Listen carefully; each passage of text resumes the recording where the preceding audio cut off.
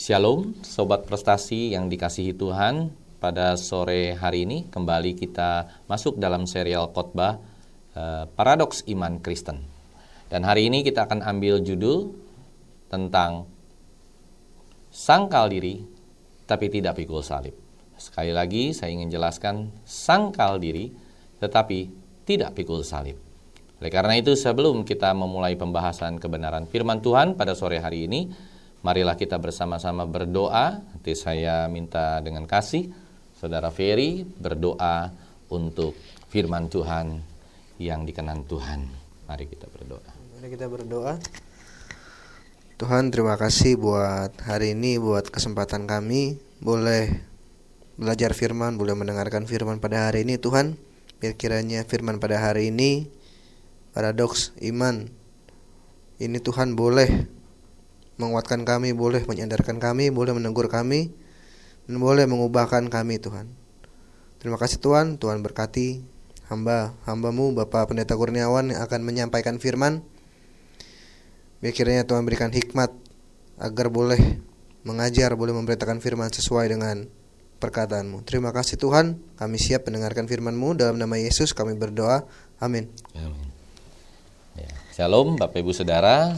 Mari kita membuka Alkitab kita pada Injil Lukas pasal yang ke-9 ayat yang ke-22 sampai 27.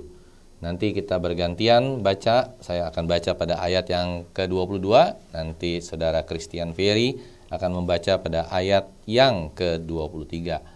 Lukas pasal ke-9 ayat yang ke-22 sampai 27. Demikian firman Tuhan.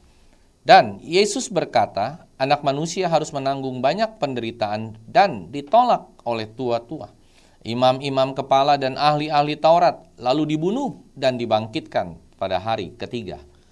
Katanya kepada mereka semua, setiap orang yang mau mengikut aku, ia harus menyangkal dirinya, memikul salibnya setiap hari, dan mengikut aku. Amin. Ayat 24, demikian firman Tuhan. Karena barang siapa mau menyelamatkan nyawanya, ia akan kehilangan nyawanya. Tetapi barang siapa kehilangan nyawanya karena aku, ia akan menyelamatkannya. Ayat 25. Apa gunanya seorang memperoleh seluruh dunia, tetapi ia membinasakan atau merugikan dirinya sendiri? Sebab barang siapa malu karena aku dan karena perkataanku, anak manusia juga akan malu karena orang itu apabila ia datang kelak dalam kemuliaannya dan dalam kemuliaan Bapa dan malaikat-malaikat kudus. Ayat 27 kita baca bersama-sama 1, 2, 3. Aku berkata kepadamu, sesungguhnya di antara orang yang hadir di sini ada yang tidak akan mati sebelum mereka melihat kerajaan Allah. Saudara yang terkasih, sungguh hari ini kita bersuka cita karena bisa membahas sebagian dari kebenaran firman Tuhan. Kalau kita melihat di sini, perintah daripada Tuhan Yesus adalah pada ayat yang ke-23.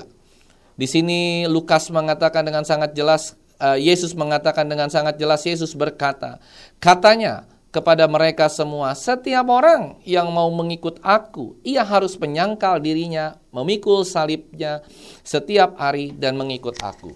Nah, Bapak Ibu Saudara yang terkasih, pertama kita akan bahas mengapa tadi saya katakan banyak orang yang menyangkal diri tetapi tidak pikul salib. Saudara yang terkasih, mari kita bahas satu persatu tentang sangkal diri. Sangkal diri adalah sesuatu hal yang membuat hidup kita mengalami perubahan dari kehidupan yang lama menjadi kehidupan yang baru. Di mana kehidupan yang lama, yaitu kehidupan yang penuh dengan dosa, kehidupan yang penuh dengan kebimbangan, kehidupan yang penuh dengan kekhawatiran, kehidupan yang penuh tidak punya masa depan, bukan masa depan duniawi, tetapi masa depan surgawi. Saudara yang terkasih, ketika seseorang ini berani menyangkal diri, berani bertobat, berani berbalik arah ikut Yesus, itu berarti dia sudah menyangkal dirinya dengan meniadakan, seakan-akan meniadakan dirinya yang lama, sehingga dari yang ada menjadi tiada. Mari kita buka Galatia, kitab Galatia pasal yang ke-2 ayat yang ke-20. Ini adalah Rasul Paulus yang menyatakannya kepada jemaat di Galatia. Demikian firman Tuhan. Galatia pasal yang kedua ayat yang ke-20. Namun aku hidup, tetapi bukan lagi aku sendiri yang hidup, melainkan Kristus yang hidup di dalam aku. Dan hidupku yang kuhidupi sekarang di dalam daging adalah hidup oleh iman dalam Anak Allah yang telah mengasihi aku dan menyerahkan dirinya untuk aku. Saudara sekasih, Paulus katakan bahwa hidupku bukan aku lagi. Nah, apa artinya ini? Berarti kehidupan yang lama adalah dianggap sebagai sampah. Kehidupan yang lama yang begitu Paulus sebelum dia menjadi Paulus, dia adalah seorang yang bernama Saulus. Saulus adalah seseorang yang setiap hari kerjanya hanya membunuh orang-orang percaya, meneror orang-orang percaya. Saudara yang terkasih, kalau kita melihat hal tersebut, ada sesuatu perubahan yang radikal dari Saulus menjadi Paulus. Dia tinggalkan segala kehidupan yang lamanya ketika dia matanya buta. Suatu saat dia matanya buta oleh karena sinar kemuliaan Allah. Dan Allah mengatakan, Saulus, Saulus, mengapa engkau menganiaya aku? Dari situ Saulus bertobat. Dan dia mengatakan, ya Tuhan, ini siapakah engkau ini Tuhan? Akulah Tuhan yang engkau aniaya. Oleh karena itu saat itu juga Saulus bertobat. Dan dia meninggalkan kehidupan yang lamanya. Dia tinggalkan segala kemegahannya. Dia tinggalkan segala keegoisannya. Dia sangkal dirinya. Sehingga hari itu dia bertobat dan mengenal Yesus Kristus sebagai Tuhan dan Juru Selamat. Oleh karena itu jelaslah Rasul Paulus katakan kepada jemaat di Galatia, namun aku hidup, tetapi bukan lagi aku sendiri yang hidup, melainkan Kristus yang hidup di dalam aku. Kalau Kristus hidup di dalam Rasul Paulus atau di dalam kehidupan kita semua, itu menandakan bahwa apapun yang kita lakukan, karakter yang harus timbul, perbuatan yang harus timbul, semua perkataan, semua itu harusnya perkataan daripada Allah kita yang kita sembah, yaitu Tuhan Yesus Kristus.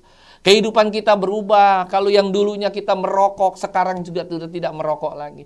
Yang dulunya kita minum minuman keras, sekarang sudah tidak lagi. Yang dulunya datang ke gereja seperti kapal selam, kadang timbul, kadang tenggelam, kadang timbul. Setahun sekali baru ke gereja. Sekarang kita sudah berpunyai komitmen. Karena hati kita bergairah untuk mencari Tuhan, maka kita ke gereja setiap hari Minggu. Bahkan di hari-hari tengah minggu pun kita ke gereja. Datang doa pagi, doa malam, datang ibadah-ibadah yang lain. Nah, hal ini menyatakan ada perubahan yang signifikan. Tetapi itu saja tidak cukup. Bukan berarti orang yang mengikut Kristus menyangkal diri itu dengan orang ke gereja, dengan orang berpakaian yang manis, yang baik, yang rapi, dan dia melakukan segala kegiatan aktivitas gerejawi, itu sudah dikatakan bahwa dia bertobat dan dia sangkal diri. Belum tentu. Kenapa saudara? Karena orang belum tentu ke gereja orang itu cinta Yesus. Tetapi orang yang cinta Yesus pasti ke gereja. Yang saya mau katakan hari ini dengan perkataan yang sangat singkat. Ketika Kristus hidup di dalam kita, maka saya yakin dan percaya kehidupannya itu akan dihidupi oleh Kristus sendiri. Dan kedagingannya itu harus pupus. Kedagingannya itu sementara dikikis. Segala keegoisan, segala emosional, segala kemarahan yang membabi buta dan seringkali tidak menentu kemarahan, seringkali emosional, seringkali kita kikir, pelit dan melakukan hal-hal yang di luar kontrol dan kendalinya Allah. Saudara yang terkasih, memang itulah yang Tuhan mau terjadi di dalam kehidupan kita. Dia mau karena Kristus memang sudah terlebih dahulu menyangkal dirinya. Kita menyangkal diri karena kita mengikut Kristus yang menyangkal dirinya sendiri. Karena itu berkali-kali Kristus pun menyangkal dirinya. Rasul Paulus menyangkal dirinya. Semua, bahkan Nabi Musa, Abraham juga menyangkal dirinya. Mereka menyangkal dirinya seperti Kristus. Bayangkan, Kristus itu seorang Allah yang begitu perkasa, Allah yang begitu mulia, Allah yang begitu agung. Dia turun ke dunia. dia diludahi, dia dihina, dia dicambuk, dia difitnah, dan terakhir dia disalib, dan terakhir dia dibunuh di atas kayu salib.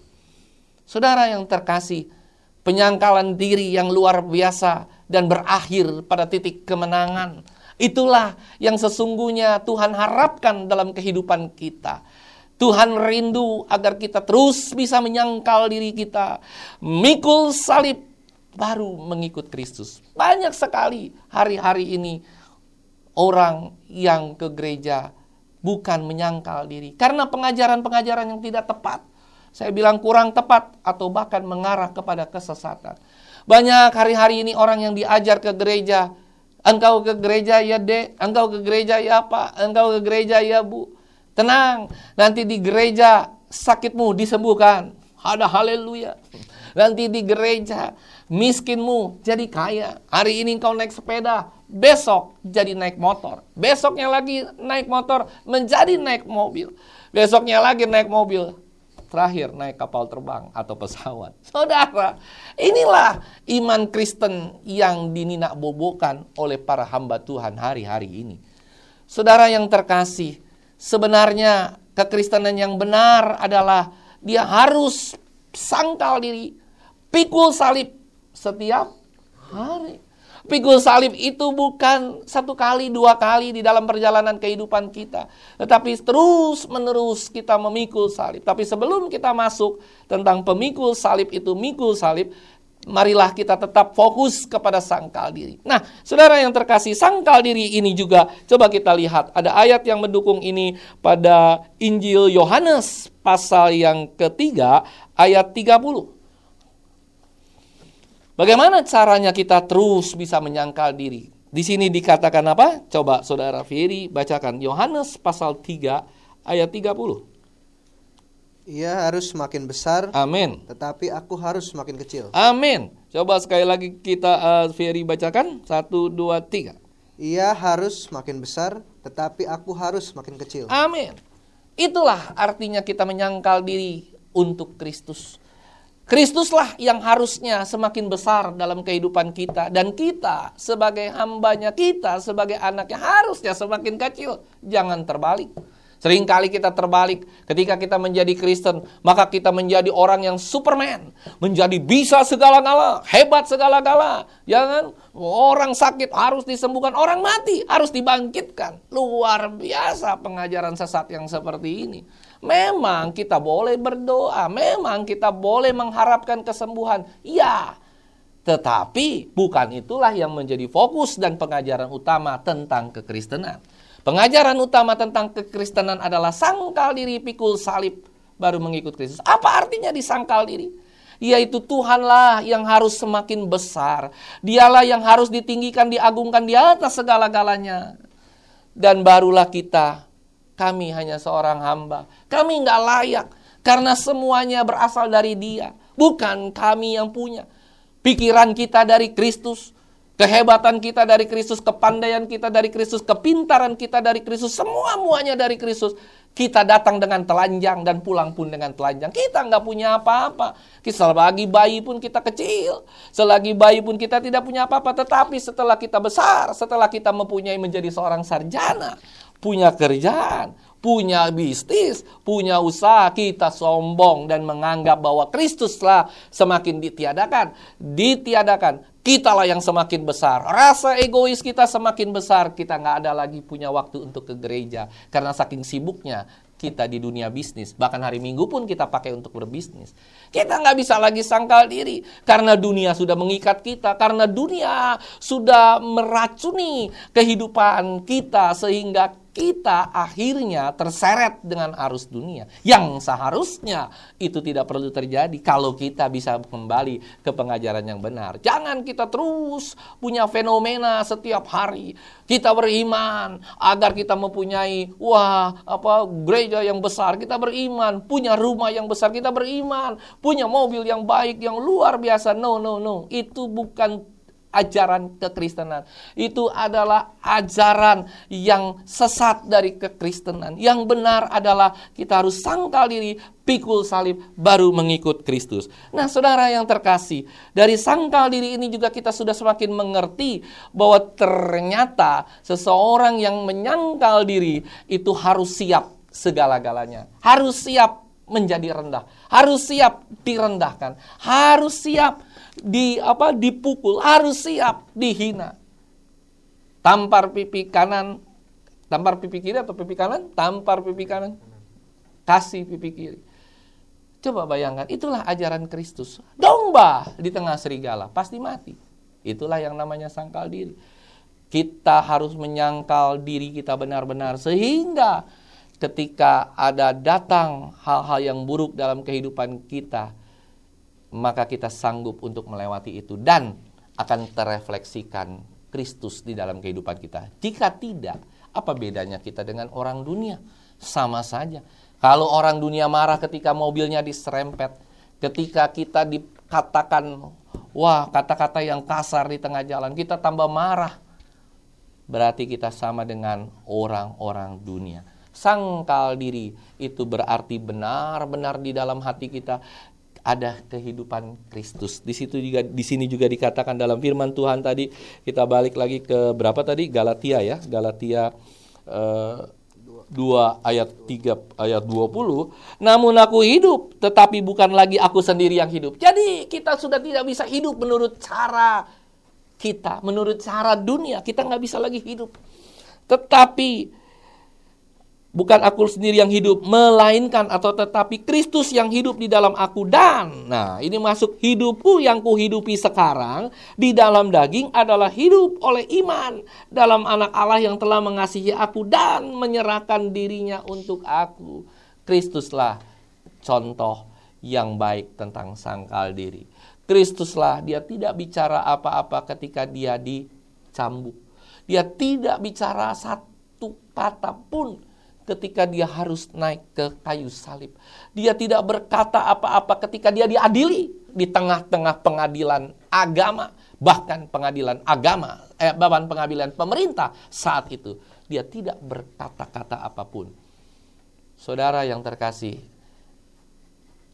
kiranya kita bisa juga menjadi Kristus-Kristus kecil dalam kehidupan ini, sehingga kita belajar dari kehidupan kita yang paling dasar, yaitu di keluarga kita.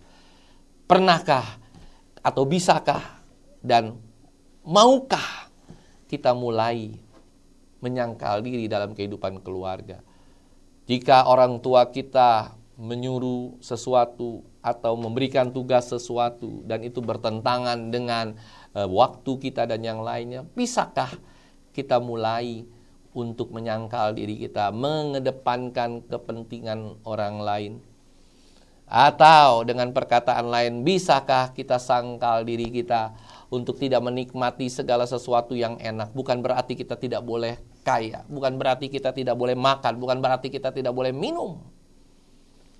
Tetapi kita juga harus memikirkan tentang hal ke orang lain. Sangkal diri benar-benar merefleksikan kehidupan kekristenan yang benar-benar sejati, punya iman yang sejati. Nah, itulah sangkal diri. Salah satu materi yang saya sampaikan tentang sangkal diri. Nah, yang kedua, sebelum kita masuk di dalam pertanyaan, mungkin yang kedua kita juga akan melihat tentang pikul salib. Nah, tadi dia bilang apa, saudara? Lukas, kita kembali pada Lukas pasal 9 ayat 23. Kata Yesus atau katanya kepada mereka semua, setiap orang yang mau mengikut aku, ia harus menyangkal dirinya, memikul salibnya setiap hari dan mengikut aku. Saudara yang terkasih, banyak orang yang hari-hari ini sangkal dirinya hanya untuk keegoisan sendiri. Karena dia mau selamat sendiri. Karena dia mau masuk surga sendiri. Karena dia lebih mementingkan kepentingan keluarga di atas segala-galanya. Tetapi pikul salib ini adalah sesuatu hal yang berbeda. Pikul salib ini bukan untuk diri sendiri. Pikul salib untuk orang lain dan untuk Tuhan. Coba kita buka satu ayat firman Tuhan tentang 2 Timotius pasal yang kedua. Coba kita lihat, yaitu tentang prajurit yang sedang berjuang, tentang olahragawan yang juga sedang berjuang. 2 Timotius pasal yang kedua, ayat yang ketiga dan keempat dan kelima. Oke, saya bacakan ayat ketiga, nanti Fieri baca ayat keempat, yang kita baca bersama-sama. Saudara Fieri baca ayat yang keempat, saya baca ayat 3. Demikian firman Tuhan. 2 Timotius pasal yang kedua, ayat yang ketiga. Ikutlah menderita sebagai seorang prajurit yang baik dari Kristus Yesus. Ayat yang keempat. Seorang prajurit yang sedang berjuang tidak memusingkan dirinya dengan soal-soal penghidupannya, supaya dengan demikian ia berkenan kepada komandannya. Amin. Ayat yang kelima kita baca bersama-sama. 1, 2, 3. Seorang olahragawan hanya dapat memperoleh mahkota sebagai juara apabila ia bertanding menurut peraturan-peraturan olahraga. Tuhan memberkati.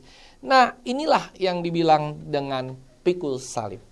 Pikul salib itu berarti, saudara, bukan mementingkan tentang kepentingan kita lagi.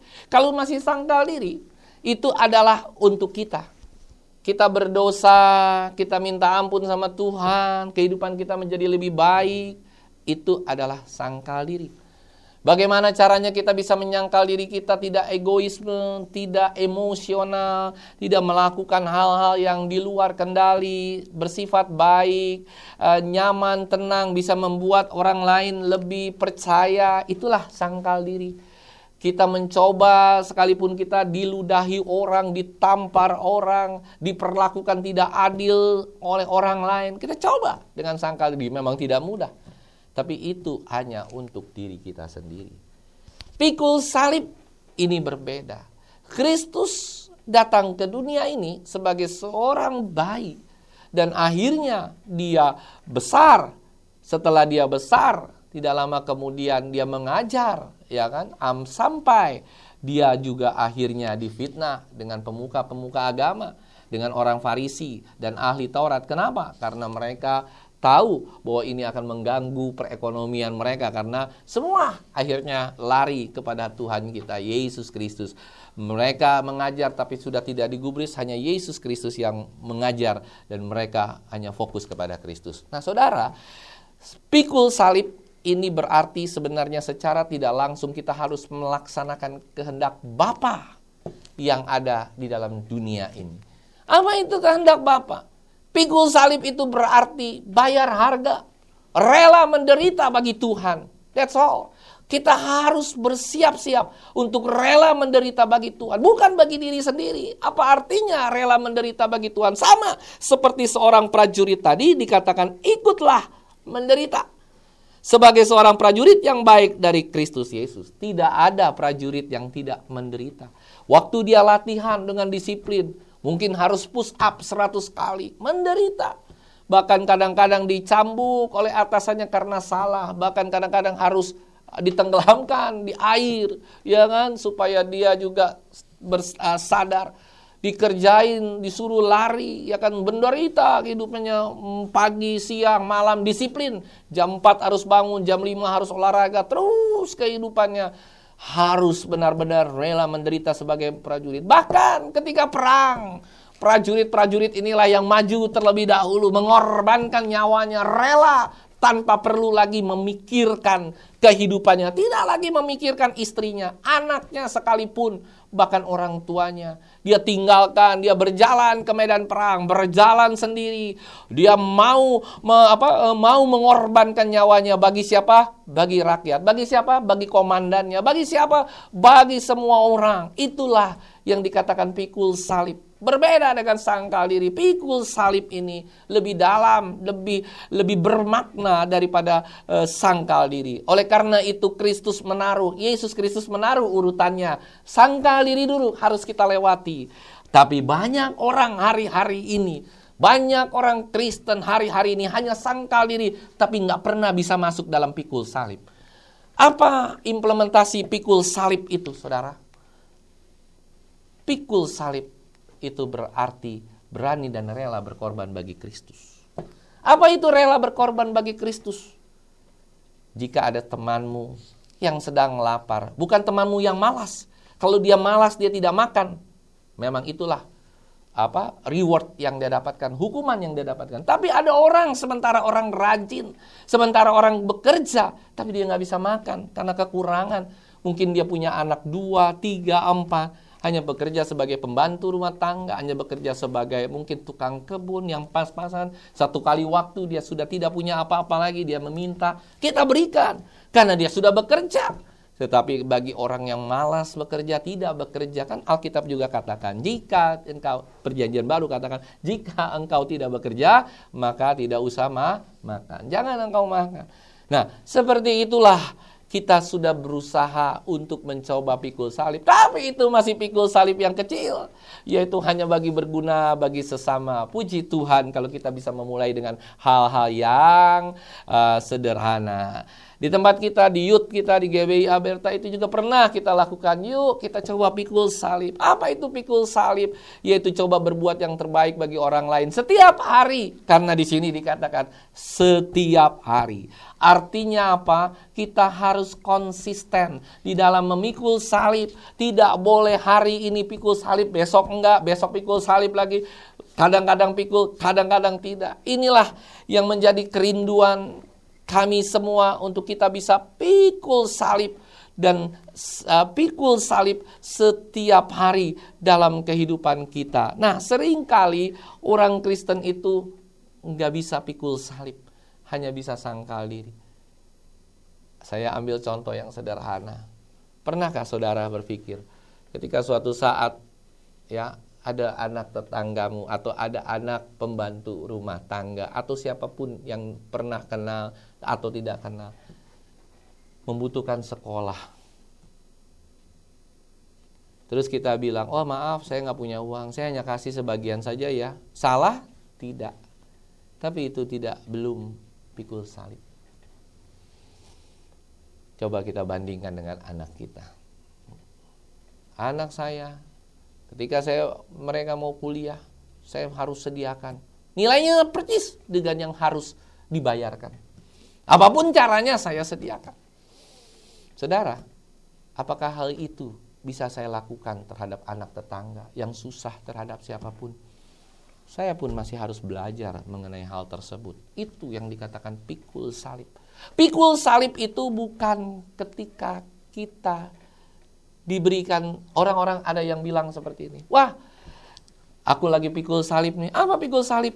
Suamiku main serong, aku lagi pikul salib nih. Itu bukan pikul salib, itu adalah kesalahan daripada kehidupan rumah tangga.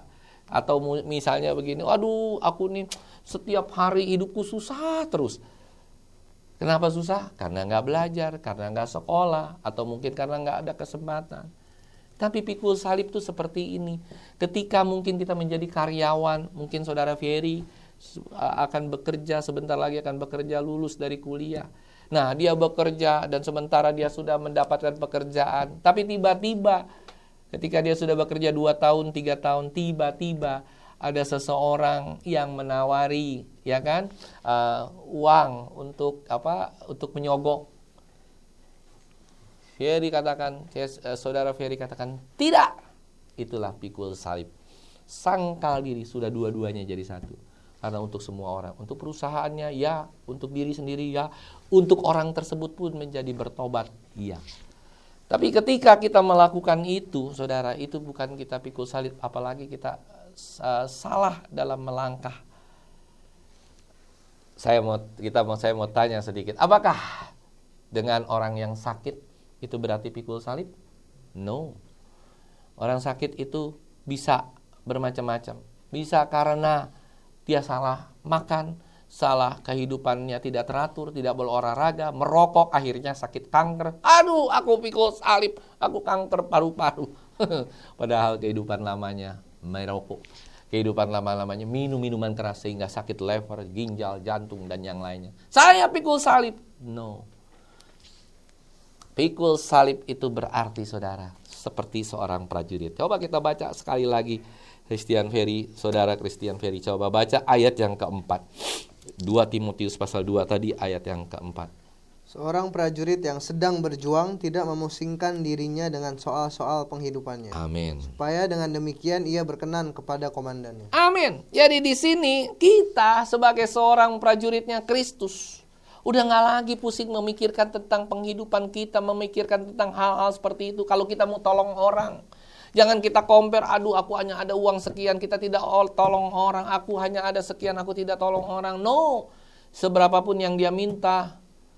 Dan saya mulai berusaha, kalau dulu mungkin ya, kita orang mau pinjam uang sekian, saya hanya kasih ya 30% saja lah. Tapi sekarang silakan, mungkin bisa kasih 80% atau 100%. Sering sudah saya coba untuk kita melakukannya. Saudara yang terkasih, itulah. Dan yang lain masih banyak lagi, nanti sebentar mungkin kita akan bahas terlebih terperinci, tapi biarlah kita break dulu untuk saudara Christian Ferry, mungkin ada 1-2 pertanyaan dan nanti mungkin disambung lagi sehingga kita bisa sebagai forum diskusi pada malam hari yang indah ini. Ya Pak, dari saya 1 pertanyaan. Apakah pikul salib dan sangkal diri adalah proses yang bertahap atau bisa dilakukan secara bersamaan? Itu ya. Oke. Pertanyaan yang menarik dan pertanyaan yang sangat bagus dari Christian Ferry ini. Memang yang namanya sangkal diri, pikul salib baru mengikut Kristus adalah satu proses yang tidak bisa tidak bisa langsung kita laksanakan dengan serta-merta. Memang ada satu proses iman, karena itu dibilangkan iman timbul dari pendengaran, pendengaran akan firman Tuhan. Iman itu adalah proses yang dianugerahkan oleh Tuhan kepada kita. Jadi begini, waktu kita belajar tadi, seperti tadi sudah saya jelaskan, kita belajar menyangkal diri kita dengan sangat, ya. Tapi sangkal diri juga bukan seperti orang-orang yang menyangkal diri seperti pertapa. Nah, pertapa itu juga menyangkal diri, tapi menyangkal diri yang salah. Dia menyangkal diri, dia tidak makan 50 hari 50 malam atau 40 hari 40 malam, terus dia tidak bergaul dengan orang-orang, dia sendirian. Nah, itu bukan sangkal diri namanya, itu namanya bertapa. Nah, jadi sangkal diri yang sebenarnya adalah kita bergaul, kita mencoba, ada orang yang mau mengasih obat ke kita, narkoba segala macam. No, gitu. Nah, itu buat masa depan kita. Nah, kita mencoba sangkal diri. Memang tidak mudah, saya katakan tadi, tidak mudah. Mengapa orang bisa mengikut Kristus? Itu tidak mudah. Satu proses, tapi yang paling utama adalah bahwa memang kita dipilih sama Tuhan, anugerah yang besar. Karena iman itu bukan karena kita hebat, kita gagah perkasa, kita melakukan segala sesuatu, tapi iman itu adalah dari Allah sepenuhnya, anugerah dari Allah. Dan ketika Tuhan sudah memberikan iman tersebut sehingga kita bertobat seperti yang tadi, barulah proses sangkal diri pelan-pelan. Dan itu pun berat, harus kita alami. Mungkin hari ini yang kita baru bisa sangkal diri, emosional. Hari besok soal cepat bertindak, kita lebih lambat bertindak. Mungkin hari esoknya lagi, mungkin kita sudah tidak lagi berbohong, banyak berbohong. Hari esoknya lagi, mungkin kita sudah tidak lagi melakukan apa. Memang itu satu proses. Tapi itu puji Tuhan, kalau dia bisa melakukan proses yang berkesinambungan dan tidak balik lagi ke proses yang semula. Misalnya, tadinya dia berbohong, udah lulus nih, terus tiba-tiba balik lagi. Tapi saya juga tidak katakan begini. Memang kita sudah dihapus ketika kita menjadi orang Kristen, ketika kita diselamatkan, dosa kita dihapus. Tapi kita masih bisa punya peluang untuk berdosa. Karena apa? Ya karena kita bukan seperti Tuhan kita Yesus Kristus yang dilahirkan tanpa dosa, karena kita punya dosa keturunan. Jadi sangkal diri itu memang harus satu proses. Apalagi dia mau masuk ke next step, itu lebih berat lagi. Pikul salib. Pikul salib itu contoh. Mungkin banyak ya pendeta-pendeta di daerah yang mempunyai jemaat. Ya, saya pernah beberapa kali, mungkin sekitar 5-10 tahun yang lalu, di daerah-daerah tertentu, yang hanya perpuluhannya itu hanya diberikan jagung. Bahkan dulu di Jogja juga masih begitu, jagung. Terus Gunung Kidul tuh sama dikasih ayam, ya kan, ayam hidup. Kadang-kadang ya kalau dia lebih puji Tuhan lebih banyak lagi, banyak itu singkong segala macam. Oke, terus. Nah, tapi sang pendeta ini menjalankan gerejanya ini dengan penuh dengan sukacita. Mungkin banyak yang dia harus korbankan, kehidupan pribadinya, kehidupan segala-galanya, tapi dia tetap terus. Kenapa? Karena dia tahu bahwa gereja yang dia dirikan itu, gereja yang dianugerahkan Tuhan, dia menjadi gembala, itu adalah jalan untuk orang bisa mengenal Tuhan dan keselamatan. Hebat, luar biasa, besar, dahsyat. Dia iman dan percayanya sama Tuhan itu luar biasa. Karena apa, saudara? Karena dia mencoba untuk dapat membuka jalan, memberitahukan jalan kepada orang-orang yang belum bertobat, masuk menjadi bertobat, sehingga mereka mengenal Tuhan. Itulah yang dinamakan pikul salib, rela menderita. Di Jakarta juga mungkin banyak ya, di kota-kota besar banyak pendeta-pendeta. Hari ini juga hamba Tuhan salah satu, ya kan, bisa dia punya pengembalaan, tapi selama puluhan tahun tetap minus secara keuangan. Dia harus suffering, dia harus terus. Padahal kalau dinilai dari segi finansial harusnya udah bangkrut dari kapan-kapan tahu. Mungkin dinilai lagi dari segi nggak ada cocoknya lah kalau untuk hitungan dunia. Apalagi kalau dilihat jemaat-jemaatnya, maaf ya kan, mungkin orang susah, mungkin orang-orang nggak terpelajar, sehingga kita putus asa seakan-akan melihat orang tersebut ada di dalam gereja. Tetapi tidak. Itulah yang dinamakan pikul salib, membuat mereka mengenal tentang kebenaran. Kita mengajar kebenaran. Itulah pikul salib. Karena beda. Kalau sangkal diri hanya untuk kita sendiri, pikul salib untuk sekeliling orang. Dan itu memang harus satu proses, tidak mudah. Dan bukan pikul salib itu bukan hanya orang yang memiliki gereja. No. Pikul salib juga bisa nanti ketika saudara Christian Ferry ini menjadi seseorang eksekutif muda, ya kan? Bukan eksekutif pas-pasan, tapi eksekutif muda, punya penghasilan. Ternyata dari uang gaji, misalnya gaji 10 juta. Wah, saya berani memberikan untuk penginjilan. Bukan di gerejanya sendiri mungkin di gereja orang lain. Ya kan, mungkin bukan hanya gereja yang dia bantu. Mungkin fakir-fakir miskin di lain agama, tidak hanya Kristen saja. Berani membantu, mungkin suffering kalau cuma 10% kecil nih, saya mau memberi 40%. 10% lagi buat Tuhan, 40% lagi buat orang lain, buat sekeliling gitu kan, diberikan. Luar biasa. Itulah yang dinamakan sangkal diri, pikul salib. Jadi pikul salib nggak hanya pendeta-pendeta gereja saja yang pikul salib, yang gembala-gembala sidang, no. Tetapi eksekutif muda, pengusaha, ibu rumah tangga sekalipun, semua bisa menyangkal diri, pikul salib, baru mengikut Kristus. Gimana? Cukup jelas? Boleh Christian Ferry, saudara Christian Ferry bertanya satu pertanyaan lagi supaya kita bisa. Saya mau bertanya nih, pertanyaan kedua, apa ciri-ciri orang yang sudah menyangkal diri dan yang sudah memikul salib? Oke, terima kasih atas pertanyaannya. Ciri-ciri orang yang sudah sangkal diri dan pikul salib. Seharusnya yang pertama, sangkal diri adalah dia sudah berubah dari kehidupan yang lama menjadi kehidupan yang baru. Apa kehidupan yang lama? Ya, kita harus introspeksi diri, kita harus lihat. Mungkin dulu kita pernah merokok, sekarang sudah tidak lagi. Dulu kita emosional, sekarang sudah jauh lebih baik. Dulu kita suka berbohong, sekarang kita tidak lagi berbohong. Dulu kita tidak peduli terhadap kawan, sekarang mungkin lebih taking care sama kawan. Itu mungkin ciri-ciri dari sangkal diri. Nah, pikul salib ini kan lebih the next lagi ya, lebih the next level, lebih dalam lagi. Pikul salib itu yang dulunya kita hanya egosentris, nanti keegoisan kita akan kita cairkan untuk ke orang lain. Jadi contohnya gini, misalnya dulu ya kalau kita beli apa-apa itu hanya untuk kita.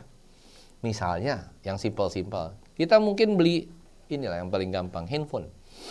Wah, karena kita punya uang, kita beli yang semahal-mahalnya. Padahal orang-orang sekelilingnya masih membutuhkan.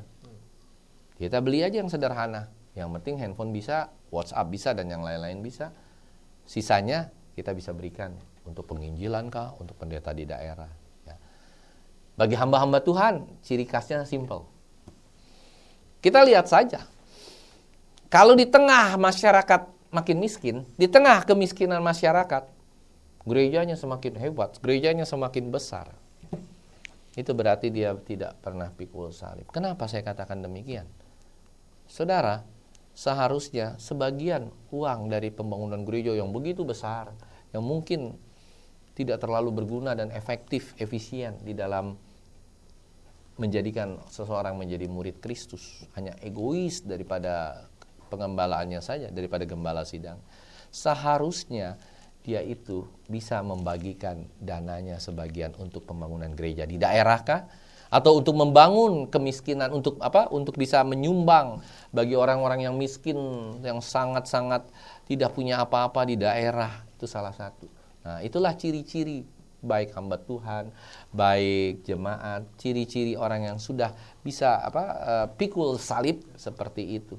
Atau mungkin juga dia bisa pikul salib seperti ini, dia bisa melakukan yang terbaik bagi keluarganya, bagi orang tuanya. Mungkin sang anak secara sadar atau tidak sadar, suatu saat setelah dia bekerja, wah, orang tuanya mungkin sudah makin tua dan yang lain. Wah, saya ingin memberikan sebagian besar bagi orang tuaku, fine. Tapi jangan lupa, jangan hanya orang tua, karena itu masih di lingkungan keluarga kita. Jangan lupa, kita pun harus bisa memberikan sebagian dana kita untuk orang yang mungkin tidak kita kenal. Seperti kita memberikan dengan sukarela bagi yayasan-yayasan talasemia yang penyakit gede kepala itu, kepalanya besar.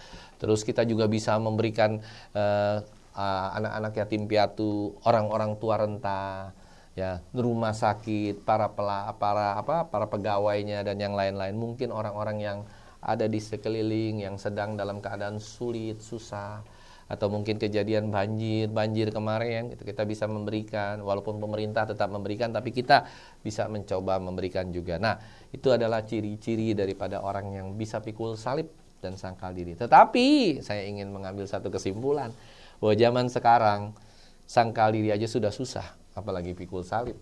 Tapi orang mau ikut Yesus, haleluya. Kenapa? Karena orang mau ikut Yesus dijanjikan, dininabubokan. Ikut Yesus, hartamu bertambah. Ikut Yesus, bayar perpuluhan, engkau dapat perseribuan, perpuluh ribuan. Engkau ikut Yesus, sakit jadi sembuh, mati jadi bangkit, miskin jadi kaya. Wah, luar biasa. Meninabobokan jemaat, menyesatkan jemaat, sehingga jemaat menjadi mempunyai satu pikiran. Aku gak perlu pikul salib. Karena apa? Aku gak perlu sangkal diri. Tuhan Yesus sudah melakukan. Sudah dibayar lunas oleh Yesus. Sangkal diri, pikul salib, itu urusannya Yesus. Urusannya Tuhan Yesus. Dia sudah selesai. Saya tinggal menikmati hasilnya. Luar biasa. Ini penyesatan yang luar biasa di dalam agama kekristenan. Luar biasa penyesatan ini. Dan ini terjadi, saudara, hari-hari ini di berbagai macam gereja. Mengerikan, tragis, ironis. Oleh karena itu saya katakan, inilah paradoks iman kekristenan. Orang sangkal diri tapi tidak pikul salib. Mengerikan. Tapi ini masih lebih baik, sudah 1/4 daripada orang yang hanya mau mengikut Yesus. Ikut Yesus tapi tidak sangkal diri dan pikul salib. Itu lebih mengerikan lagi di dalam kehidupan dunia kekristenan. Kira-kira cukup jelas? Cukup. Nah, oleh karena itu, biarlah saudara, yuk kita bangkit bersama-sama. Yuk, mari jemaat yang terkasih, kita mulai seperti seorang prajurit, seperti olahragawan yang hanya dapat memperoleh mahkota kalau dia bertanding menurut peraturan-peraturan. Seperti seorang prajurit kalau dia berperang tanpa mengindahkan lagi kita abaikan seluruh kehidupan keluarga kita, penghasilan kita, dan yang lainnya. Mulai hari ini yuk kita bersama-sama kita bangkitkan iman dan percaya kita. Mari kita sangkal diri, pikul salib, yang merupakan proses untuk mengikut Yesus. Memang ini tidak mudah dan tidak gampang, proses yang harus kita alami. Tapi tanpa arah yang benar,